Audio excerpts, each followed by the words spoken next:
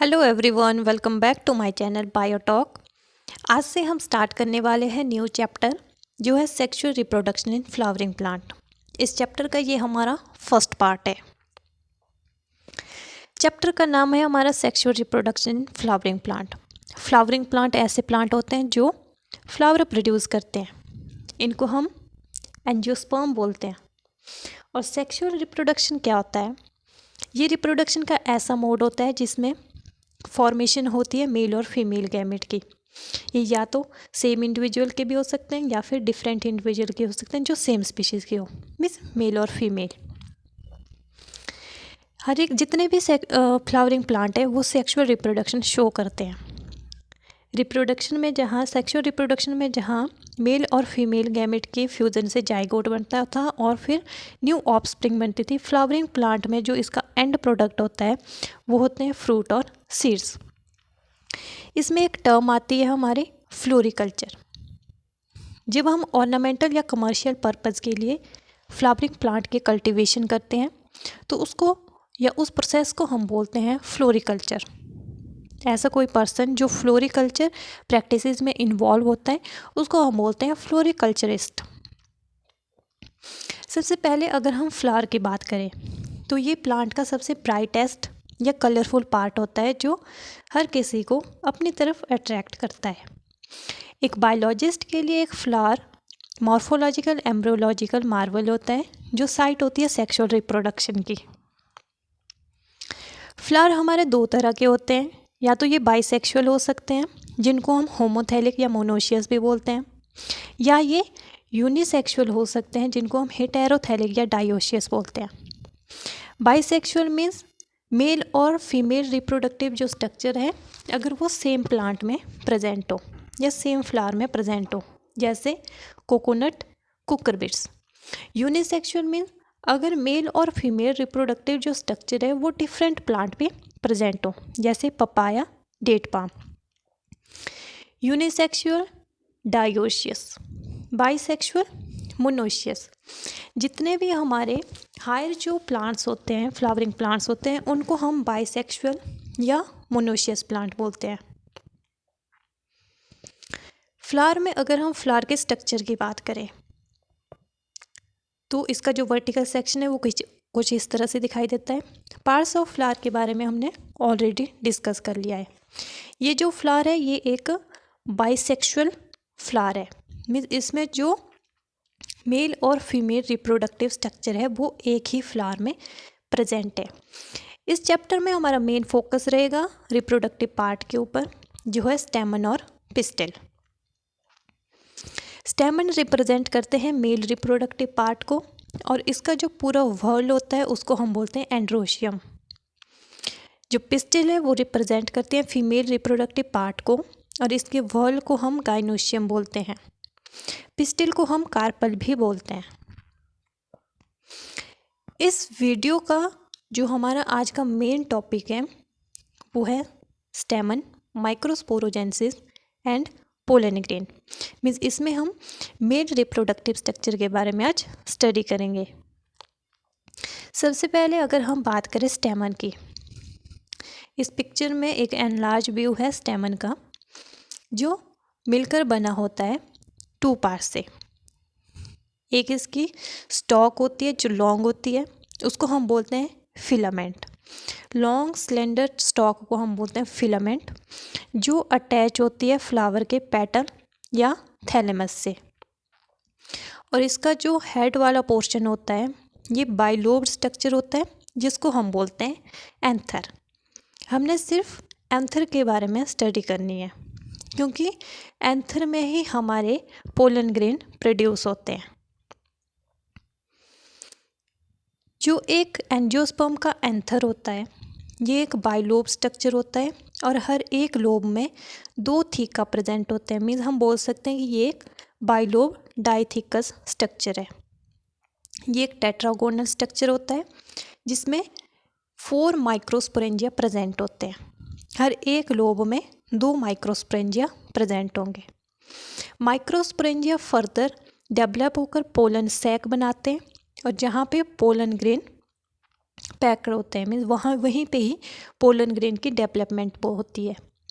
इसलिए हम बोल सकते हैं जो एंथर है ये एक बाइलोब्ड डाइथिकस टेट्रागोनल स्ट्रक्चर है जिसमें 4 माइक्रोस्पोरेंजिया प्रेजेंट होते हैं। अगर हम माइक्रोस्पोरेंजिया के स्ट्रक्चर की बात करें तो इसमें 4 लेयर प्रेजेंट होती है। सबसे पहले आ जाती बाहर वाली आ जाएगी एपिडर्मिस, फिर आ जाएगी endothecium, middle layer and tapetum. Epidermis, endothecium और मिडल लेयर का काम प्रोटेक्शन का होता है, मीन्स ये प्रोटेक्शन प्रोवाइड करती है, और टेपिटम का काम नरिशमेंट के लिए होता है। जो माइक्रोस्पोर बन रहे होते हैं या पोलन ग्रेन जो बनेंगे उनके लिए नरिशमेंट टेपिटम प्रोवाइड करती है। टेपिटम में या टेपिटम के जो सेल है उसमें डेंस साइटोप्लाज्म होता है और इसमें जनरली एक या एक से ज़्यादा न्यूक्लियस प्रेजेंट होते हैं। ये एक स्ट्रक्चर आ जाएगा माइक्रोस्पोर्स का या माइक्रोस्पोरेंजिया का। इसमें 4 माइक्रोस्पोरेंजिया प्रेजेंट है, मीन्स ये एक एंथर का अगर हम डाइसेक्ट करके व्यू देखते हैं तो वह हमें कुछ इस तरह से दिखाई देता है। ये और स्ट्रक्चर आ जाएंगे। फिर बात आती है हमारे माइक्रोस्पोरोजेनेसिस की। जो स्पोरोजिनस टिश्यू होते हैं या उनको हम बोल सकते हैं माइक्रोस्पोर मदर सेल जो टेपिटम के अंदर प्रेजेंट होते हैं, उनमें मियोटिक डिवीज़न होता है, मीन्स उसमें मियोसिस होता है जो मिलकर बनाते हैं फिर मियोसिस के प्रोसेस से माइक्रोस्पोर टेट्राड। 4 माइक्रोस्पोर बनाएंगे जिनको हम बोलते हैं माइक्रोस्पोर टेट्राड। यही प्रोसेस जिसमें फॉर्म होते हैं microspore from a pollen mother cell या microspore mother cell through meiosis is called as microsporogenesis. Means microsporogenesis में क्या होता है, माइक्रोस्पोर की फॉर्मेशन होती है फ्रॉम पोलन मदर सेल या microspore mother cell through meiosis. Microspore arrange होते हैं एक माइक्रोस्पोर टेट्राड में, और जब एक एंथर मैच्योर होता है या डिहाइड्रेट होता है तो ये डिसोशिएट हो जाते हैं और डेवलप हो जाते हैं एक पोलन ग्रेन में। सबसे पहले हमारा जो माइक्रोस्पोर मदर सेल होगा ये डिप्लॉयड स्ट्रक्चर होता है। जब इसमें मियोसिस होता है तो ये 4 माइक्रोस्पोर बनाते हैं, मीन्स टेट्राड बनाते हैं एक माइक्रोस्पोर्स का, और इनकी प्लॉइडी क्या होती है, ये हैप्लॉइड होते हैं, मीन्स माइक्रोस्पोर हैप्लॉइड होते हैं। फिर फर्दर हर एक जो माइक्रोस्पोर होता है उसमें माइटोसिस का डिवीज़न होता है जिसमें 2 सेल स्टेज बनती है, एक जनरेटिव सेल और एक ट्यूब सेल या वेजिटेटिव सेल। यही 2 सेल स्टेज क्या कहलाती है, हमारी पोलन ग्रेन कहलाती है। कुछ प्लांट्स की स्पीशीज़ ऐसी है जिसमें पोलन ग्रेन 2 सेल स्टेज तक रहता है या इसी स्टेज पे ही शेड हो जाता है, और कुछ प्लांट स्पीशीज़ ऐसी होती है जिसमें फर्दर जो जनरेटिव सेल है वो 2 में डिवाइड हो जाता है और एक 3 सेल स्टेज में कन्वर्ट हो जाता है। अगर हम पोलन ग्रेन की बात करें तो ये रिप्रेजेंट करता है मेल गैमेटोफाइट को, और जनरली ये 25 to 50 माइक्रोन मीटर होता है डायमीटर में। अगर आपने कभी फ्लावर को टच किया होगा तो उसमें जो येलो कलर का जो स्टिकी सा मटेरियल हमारे फिंगर्स पे चिपक जाता है, उसको अगर हम माइक्रोस्कोप पे देखें तो हमें कुछ इस तरह के स्ट्रक्चर दिखाई देंगे। जो पोलन ग्रेन है वो 2 लेयर से मिलकर बना होता है। बाहर वाली को हम बोलते हैं एक्साइन और इनर लेयर को हम बोलते हैं इंटाइन। एक्साइन लेयर हमारी हार्ड लेयर होती है, ये जनरली स्पोरोपोलेनिन की बनी होती है जो एक हाईली रेजिस्टेंट ऑर्गेनिक मटेरियल है। एक्साइन में एक प्रोमिनेंट अपर्चर होता है प्रेजेंट जिसको हम बोलते हैं जर्म पोर, और जहाँ पे ये जर्म पोर प्रेजेंट होता है वहाँ पे स्पोरोपोलेनिन एब्सेंट होता है। जबकि जो इनर लेयर होती है जिसको हम इंटाइन बोलते हैं ये थिन लेयर होती है, ये कंटिन्यूस होती है और बनी होती है सेलुलोज एंड पैक्टिन की।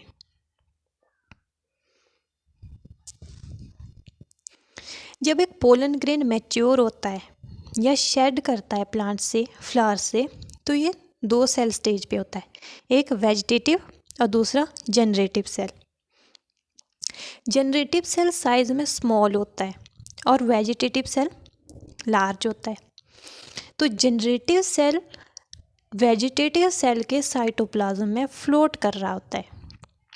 60% एंजियोस्पर्म में पोलन ग्रेन शेड हो जाते हैं इसी 2 सेल स्टेज पे, जबकि जो रेस्ट एंजियोस्पर्म होते हैं उसमें फर्दर जो जनरेटिव सेल है ये माइटोसिस के थ्रू 2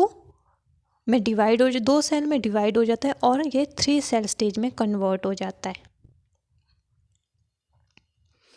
बहुत सारे प्लांट्स की ऐसी स्पीशीज़ हैं जिनके पोलन ग्रेन एलर्जी कॉज करते हैं, जिसमें एस्थमा और ब्रोंकाइटिस इंक्लूड है। पार्थेनियम, जिसको हम कैरेट ग्रास बोलते हैं, ये पोलन एलर्जी कॉज करने का एक मेन रीज़न है। पोलन ग्रेन के अगर यूजेस की बात करें तो पोलन ग्रेन हाईली न्यूट्रिशियस होते हैं, मीन्स इसमें ये न्यूट्रिएंट रिच होते हैं और इनको यूज़ किया जाता है फूड सप्लीमेंट के तौर पर। पोलन ग्रेन की कंजम्पशन की जाती है एथलीट की परफॉर्मेंस को इंक्रीज़ करने के लिए या जो रेस हॉर्स होते हैं उनकी परफॉर्मेंस को इंक्रीज़ करने के लिए। अब अगर फर्टिलाइजेशन का प्रोसेस होना है तो पोलन ग्रेन को स्टिग्मा के ऊपर अपनी वाइबिलिटी ख़त्म होने से पहले पहुंचना पड़ेगा। जो पोलन की वाइबिलिटी है वो कब तक वाइबल या ज़िंदा रह सकता है वो डिपेंड करता है कि एनवायरनमेंट का टेम्परेचर कैसा है या ह्यूमिडिटी कैसी है। कुछ सीरियल जैसे राइस और व्हीट, इनके पोलन जो ग्रेन है वो वाइबिलिटी लूज़ करते हैं with in 30 minutes of release में। जैसे ये प्लांट से रिलीज़ होते हैं उसके विद इन 30 मिनट्स में इनकी वाइबिलिटी ख़त्म हो जाती है। पर कुछ ऐसे मेंबर भी होते हैं जैसे रोजेसी फैमिली, लेगुमिनेसी फैमिली और सोलिनेसी फैमिली के, जिनके पोलन ग्रेन की वाइबिलिटी बहुत महीनों तक रहती है। पोलन ग्रेन को हम स्टोर कर सकते हैं, जैसे आपने सुना होगा ह्यूमन के सीमन को सीमन बैंक में हम स्टोर करते हैं, उसी तरह से पोलन ग्रेन को भी हम स्टोर करते हैं लिक्विड नाइट्रोजन में, और इसका टेम्परेचर रखा जाता है -196 डिग्री सेंटीग्रेड। जैसे सीड बैंक होते हैं वैसे ही पोलन बैंक भी होते हैं जहाँ पे हम पोलन ग्रेन को स्टोर कर सकते हैं। Thank you so much for watching this video. If you like this video, then please do like, share and subscribe. Thank you so much.